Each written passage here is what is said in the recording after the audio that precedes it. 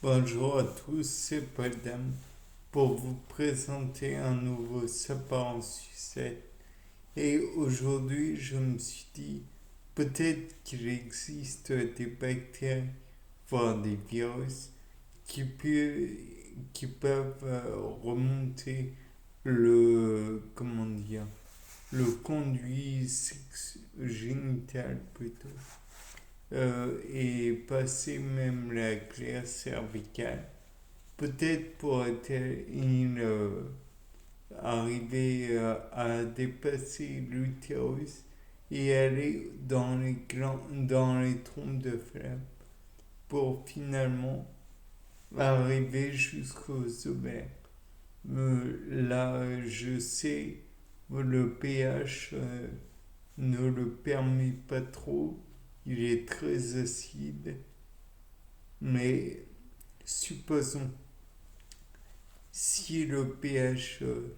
permet la survie de la bactérie ou du virus, peut-être que celui-ci va pouvoir remonter donc dans les trompes de Fallope et attendre qu'un ovule soit produit. Cet ovule va petit à petit naturellement se dégrader, on va croître, puis dégrader, et finalement devenir un corps jaune, ou un corps de 2 graphes, ou des trucs comme ça. Je ne sais plus dans quel ordre ça se fait particulièrement. Néanmoins, on peut envisager que si tout d'abord le l'ovule est comment dire parasité par un premier virus, peut-être que celui-ci va s'inclure dans le noyau et va avoir un développement anormal si un spermatozoïde en plus vient pour fusionner son noyau avec celui de l'ovocyte, peut-être que celui-ci pourrait donner par la suite un fœtus mal formé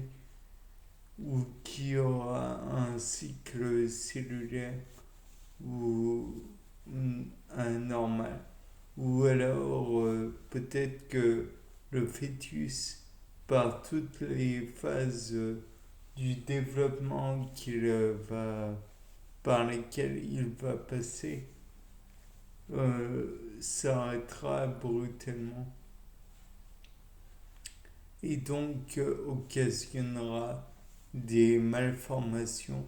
ou alors peut-être une bactérie comme je l'ai dit précédemment qui va peut-être non pas uniquement terraformer la cellule mais peut-être le milieu et occasionner une obstruction des trompes, ce qui pourrait engendrer une nécessité, je crois, de, comment dire, d'opération chirurgicale, puisque cela mettrait le pronostic vital de la mère en danger. Je crois que c'est les termes adéquats. Et en plus, on peut envisager que comme on a, je crois, 23 paires de chromosomes, dont 22 non sexuels et une paire gonosome, peut-être que cela pourrait engendrer aussi un genre d'inclusion du matériel génétique du virus dans celui du fœtus, occasionnant peut-être une malformation, certes, comme je l'ai dit précédemment, ou peut-être pourrait-il encore pire tuer le fœtus, ou alors pourrait-il être uniquement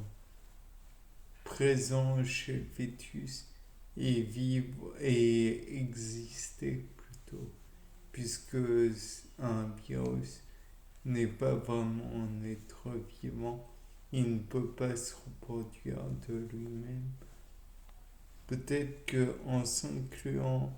dans le matériel génétique du fœtus, il pourrait être reproduit. Pour peu que cela touche une partie, disons, à l'extrémité du chromosome, peut-être que comment dire, je crois que c'est la télomérase qui empêche l'érosion du chromosome. Et donc, il pourrait se reproduire peut-être, et cela sans que cela ne soit gêné par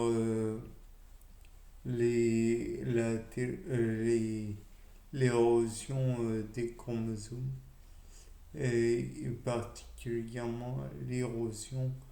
des télomères. Peut-être que cela va détruire la cellule et donc on arrive à l'état dont je parlais précédemment, à savoir le fœtus qui est mort avant d'être né. Ou alors peut-être le fœtus lui-même va avoir une sensibilité au pH, ou alors pire, le développement, pire, je ne sais pas si le terme est adéquat, mais bon, le développement va être plus rapide que nécessaire, et donc l'accouchement du nourrisson va être fait avant terme, et donc occasionner d'autres problèmes. Ou alors peut-être est-ce que ça va ralentir au contraire le développement du fœtus, et ainsi occasionner des problèmes de développement et de faire accoucher la mère d'un fœtus, d'un nourrisson plutôt, qui n'est pas tout à fait développé, et donc qui pourrait avoir des problèmes tels que peut-être un, un organe dysfonctionnant, ou que sais-je encore. Bien, c'était Paul Dame pour un nouveau Sapin Sucette. Au revoir.